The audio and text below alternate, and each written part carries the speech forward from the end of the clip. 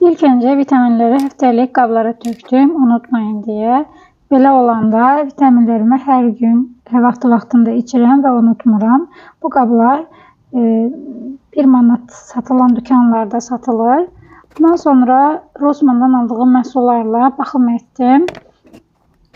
Onu qeyd edim ki, İsana markasına aiddir baxımlarım. Həqiqətən də çox razıyam.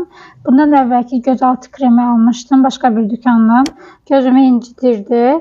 Amma İsana markasından aldığım gözaltı kremi və nəmləndirici heç bir qıcıqlandırıcı təsir göstərmir. Çox gözəl təsir edir mənə.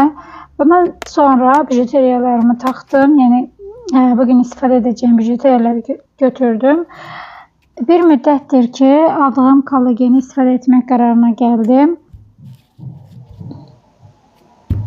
Sonra isə yürüyüşə çıxdım.